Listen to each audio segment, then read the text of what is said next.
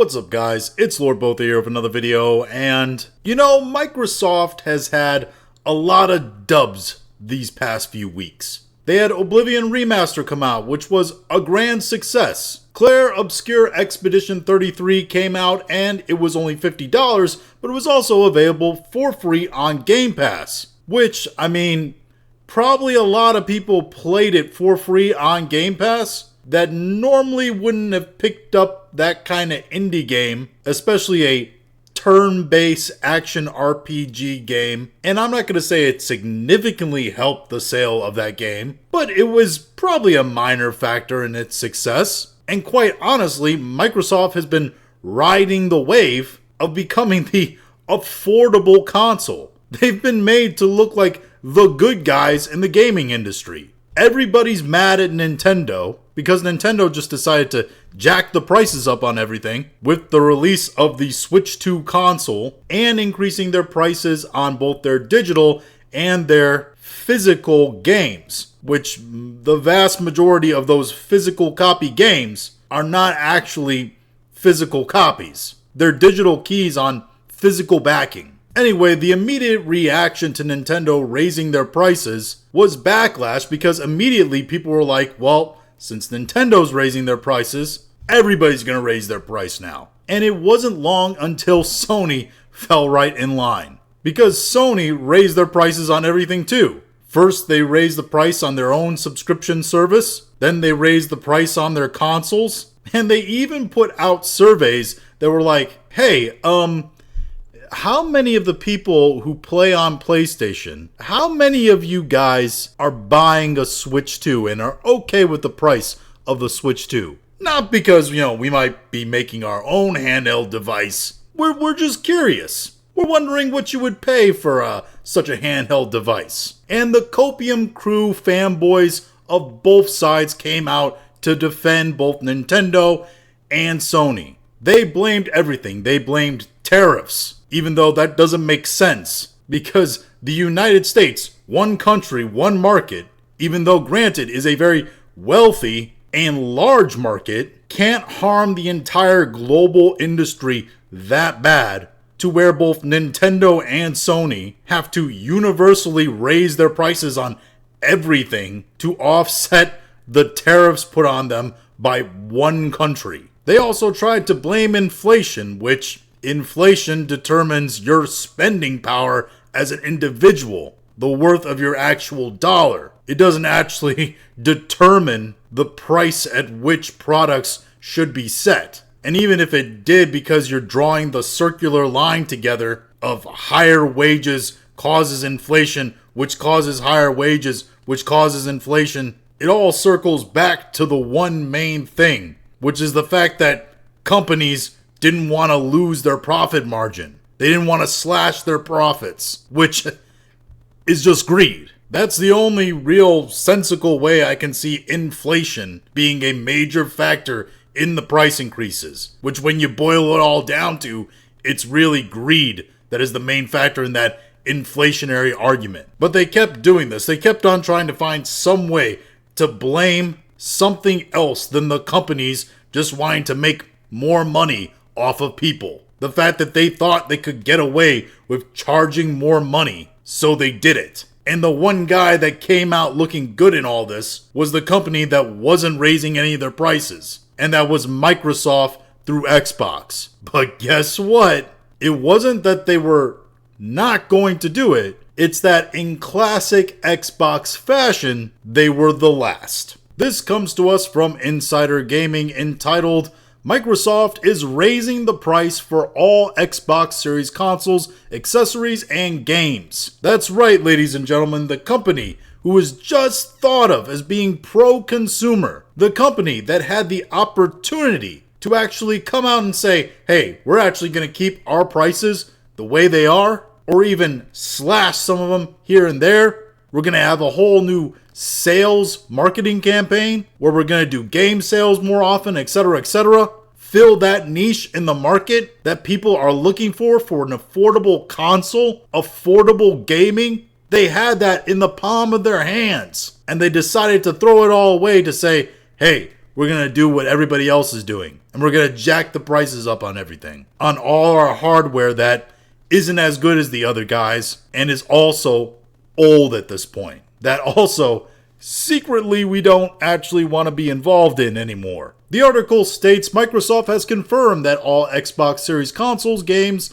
and accessories will see a price increase starting today. If you're wondering what those prices are like for the actual consoles, the Xbox Series S 512GB, which is the lowest end model available, is up to $379.99 from $299.99. That's the base model. And the wild thing is, most Xbox games are not hardcore exclusive. They go on PC or are available on PC and eventually even make their way to PlayStation. I mean, that's the running gag with PlayStation, right? Is that the most popular games on PlayStation are Xbox games. They're all studios owned by Microsoft. That's the long-term joke, right? That PlayStation has no games. At $380, you could at least put a hefty down payment on a fairly good PC. So why would I buy a super low-end Xbox? And then at the higher end here, you have the Xbox Series X 2TB Galaxy Special Edition, which increased to $729.99 from $599.99. That's right, the high-end Xbox Series X is almost $750, which literally is nearly the cost of a low-end gaming PC. And owning an Xbox Series X 2TB Galaxy Special Edition, I mean, what are you really paying for there? And let's not forget that the PlayStation 5 Pro, largely considered to be a scam for the minor upgrades it offers players who have bought it, it's only $700. It's $30 cheaper than this Xbox that's supposed to be the top of the end Xbox. And still, hardware component-wise, it's better than that Xbox. I mean, imagine having friends, which people who bought that level of Xbox probably struggle with in the first place. But imagine buying that level of Xbox and then telling your friends about it. Telling them, hey, I bought the highest end Xbox Series X for $730. And they're going to be like, oh, what's so special about it? And you're going to be like, oh, it's the 2TB Galaxy Special Edition. And they're going to be like, oh, so what does that all mean? And then you're going to have to explain it to them. It's a bit like buying a supercar from Noble Company. And if you don't know what Noble is, exactly. It's like a Noble supercar is cool. And it's different. It's exotic, right? The only problem is nobody knows what that brand is. And every time you show it off to somebody and be like, this is a Noble, they're going to be like, what's that? And then you have to explain it to them. Which, if you want to explain it to them and show off just exactly how rich and big-brained you are about your gaming console, go right ahead. But if you're going to do that, you might as well join the Sony ponies, because they've been doing that way longer than Xbox. And hardware-wise, I mean, they at least got a leg up to actually try to do that. Not as much as PC, but still. Keep in mind, the original thought process behind gaming consoles in general was that they were supposed to be cheaper entry positions into gaming than owning a gaming PC. But with console costs going up to almost $750, at this point you could almost buy a low-end gaming PC for about $100 more. By the way, these controller prices here are absolutely out of whack. I thought paying $60 for a controller was absolutely insane. But some of these prices I'm seeing of controllers that actually exist for an Xbox, it's absolutely wild to me. An Xbox Elite Wireless Controller Series 2 full, I don't even know what full means, it increased to $199.99 from $179.99. All I'm saying is, if a controller, an Xbox controller, whether it costs $180 or $200, better vibrate in a way that it brings me more pleasure than just feeling the impacts of when my character hits, if you catch my drift. And a debate has already started about Xbox Game Pass, because as you can see, the subscription service was not included in the features that was seeing a price increase. And here you have, oh no, it's Alex. You can probably guess where he stands on this. I mean, just read what he said on this post. But somebody, this guy Bendak Starkiller, replied to him saying, if anything, this just makes Game Pass more worth it. Not a good reason or pro-consumer, mind you, this isn't a win. I don't know why he put that in quotes. While also at the same time making it to where those $50 games are much more appealing. I can't wait for the gaming bubble to pop. Indie studios will be eating good and the major players will go under. I mean, that really doesn't have anything to do with what's going on. But the main point of what he's saying here is that, oh, well, Xbox raising the prices on everything, including making their games to buy digitally $80, which is something we hadn't discussed fully yet, that they're also jacking up their prices to what's making the industry standard now, $80, pretty much assuring that there's absolutely no way that GTA 6 is not $100. But this guy is saying, oh, well, this is going to make Game Pass actually look like a way better deal because you're spending, $20 a month for access to such a wide library of games, both old and new, that Microsoft is paying to be on there.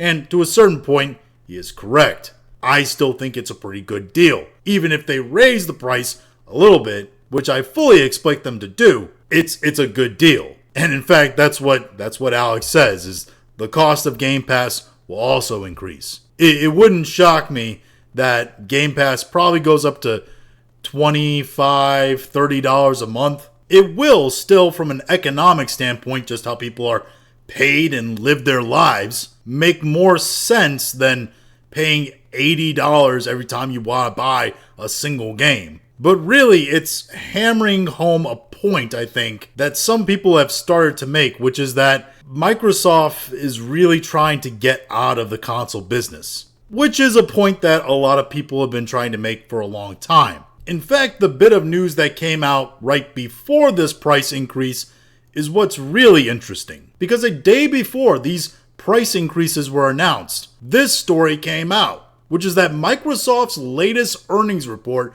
reveals Xbox revenue climbs as hardware sales drop. This comes to us from Insider Gaming, and it states, the latest Microsoft revenue report has revealed that Xbox revenue has climbed while its hardware sales continue to dwindle. Microsoft's latest earnings report from FY25 quarter 3, January 2025 to March 2025, has revealed that gaming revenue for Microsoft has increased 5%, with a significant growth of 8% due to Xbox content and services. What does that mean? Well, it means that Microsoft's gaming revenue, Xbox essentially, increased by 5% in that quarter. And a significant amount of that growth, 8%, was due to Game Pass essentially. Digital downloads and Game Pass. Because that's what Xbox content means, the games they're producing as a company, and services. There's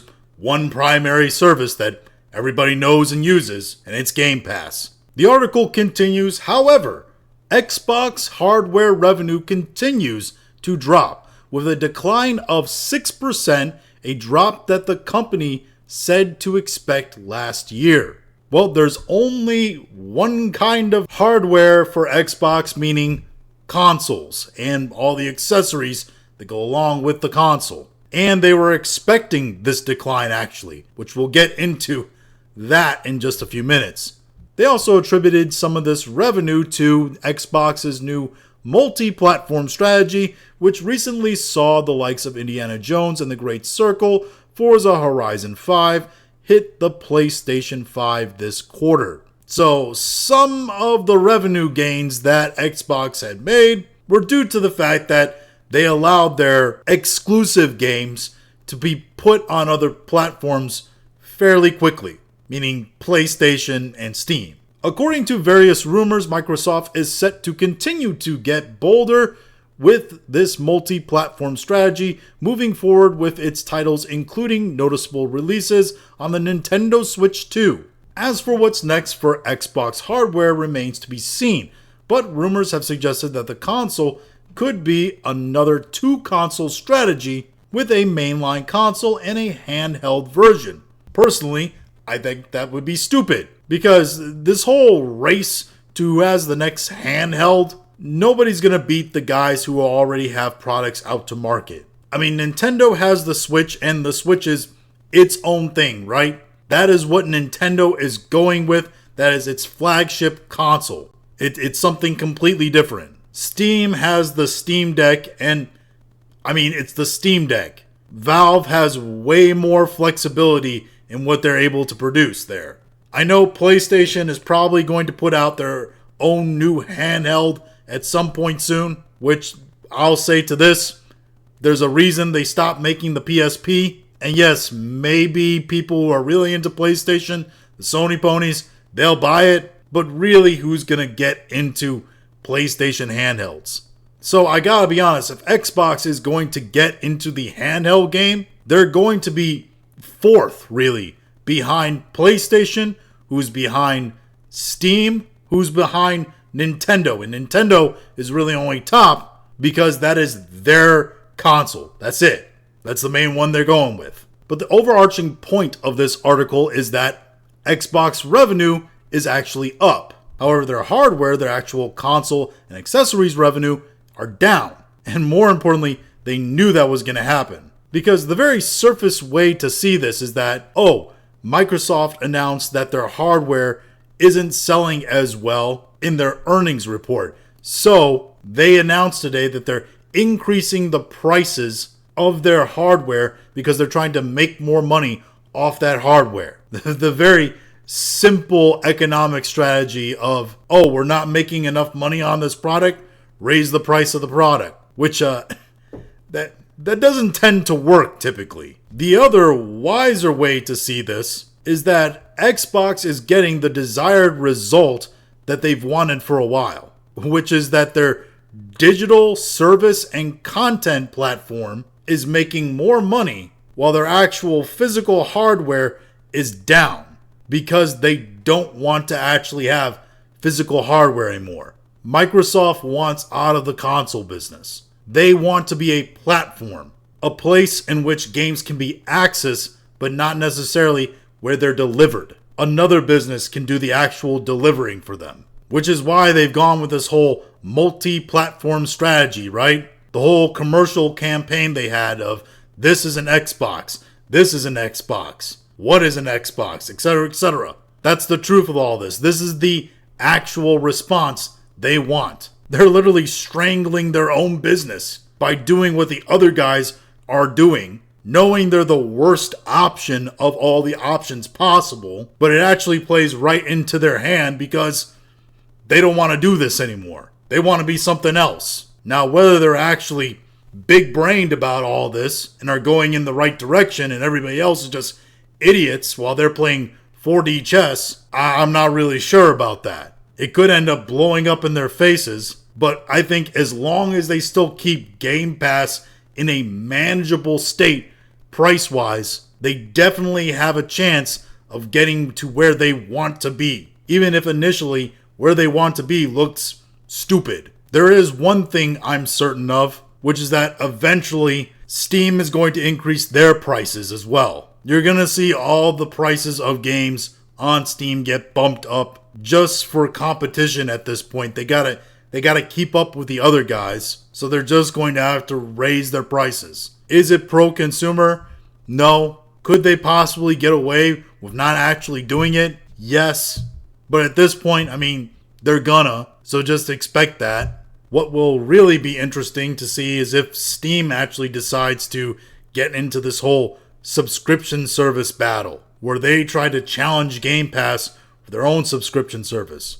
I think it would be a smart move by them, as I feel they're a company that's way more optimized to actually do something with a wider range of games that could really generate revenue for them. It's just really a question of licensing costs and all that stuff, especially if you're talking about newer games and paying publishers and etc. But if they're able to do that, I'd have to say they're the one big competition I could see Xbox having in the future if Xbox really wants Game Pass to be the future. Even though at its current price, which it's definitely not going to stay at forever, because it would just be unsustainable. But yeah, I think Steam was the only one really that has the ability to maybe challenge them in that market. And hey, maybe if Sony ever actually puts out some games, they could do it too. But that's yet to be seen, unless you want to buy another remaster of Horizon or The Last of Us. But yeah, is Microsoft playing 4D chess, and are they really that big brain that they're getting the results they want for their new grand strategy, what they're going to do in the future of gaming? Or are they just anti-consumer idiots trying to play catch-up? Let me know which or any other comments you might have.